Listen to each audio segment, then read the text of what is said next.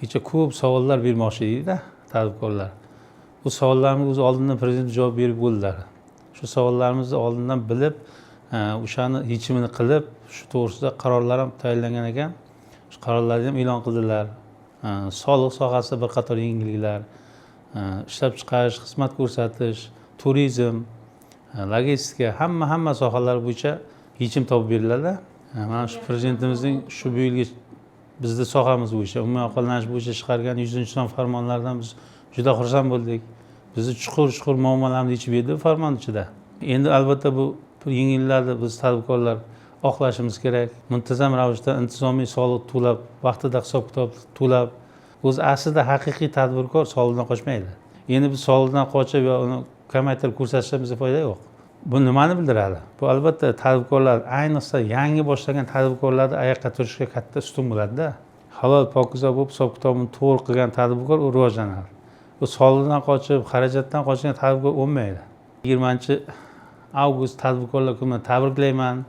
Hamma tadbirkorimizga omad tilayman. Hammalarini yaqinlashib keladigan 1-sentyabr eng katta bayram, mustaqillik bayramini tabriklayman. Sog' bo'linglar, salomat bo'linglar. Hammamiz birlashib, mana shu yurtboshimizning yonida turib, yangi O'zbekiston, bizning farzandlarimizning kelajagi uchun mana shuni kurashaylik, birlashaylik. Muloqot jarayonida prezidentimiz tadbirkorlarni ko'pdan beri qiynab kelayotgan muammolarni hal qilib berdilar. To'g'risini aytsam, hal qilingan muammolarning ko'pligidan ularni sanab o'tish qiyin. Albatta bu tadbirkorlar uchun juda katta motivatsiya bo'ldi hamda tadbirkorlar uchun mas'uliyat desam adashmayman. Shulardan birini aytib o'tishim kerak. Halol tadbirkorlar uchun har xil tekshiruvlardan 3 yil moratoriyda belgilab berdilar hurmatli prezidentimiz. Soliq tizimidan hadiksirardi tadbirkorlar, ochig'ini aytsak qo'rqar edi.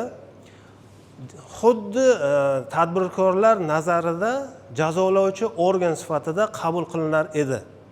Hozir esa tadbirkorlarga o'zlarini maslahatlari bilan o'sha muammolarga munosabat bildirib, o'zlarining tavsiyalarini bildirib, o'z joyida hal qilinyapti. Buning uchun albatta soliq xodimlariga ham tashakkur, minnatdorchilik bildiraman. Fursatdan foydalanib barcha tadbirkorlarni DEA jamoasi nomidan tabriklayman. Sizga ushbu sharafli mehnatingizda mustahkam sihat salomatlik, ulkan muvaffaqiyatlar va katta foyda tilayman. Bayramingiz muborak bo'lsin. Prezidentimiz tadbirkorlar bilan ochiq muloqot o'tkazdilar. Men bundan juda ham xursand bo'ldim. Chunki o'sha yerda o'zida ko'pgina tadbirkorlarning masalasi hal bo'ldi. Hamma muammolarni hal qilishdi. Hamda prezidentimiz yangiliklar yaratib berdilar. Bundan xulosa chiqarishimiz kerakki, biz yana ham bu sharoitlardan to'lqinlanib xizmat qilishimiz kerak. Yurtimizga, elimizga xizmat qilishimiz kerak. Mana shu kechagi ochiq muloqotdan to'lqinlanib o'zimga maqsad qilib qo'ydim. Tumanlardagi barcha ishsiz yurgan ayollarni ish bilan ta'minlashni niyat qildim. Keyin o'zim yaratgan brendimni butun dunyoga tanishni o'zimga maqsad qilib qo'ydim. Shu fursatdan foydalanib LMK korxonasi nomidan tadbirkorlar kuni bilan butun O'zbekiston xalqini, O'zbekiston tadbirkorlarini tabriklayman. Muhtaram prezidentimizni tadbirkorlar bilan ochiq muloqot o'tkazishi o'zi bayram bo'lib qoldi. Biz o'sha kunni kutib yashaydigan bo'ldik. Chunki haqiqatan o'zgacha bayram biza orzu, niyat qilib o'ylagan narsalarimizni ijobiy bo'lyapti, samarasi bo'lyapti.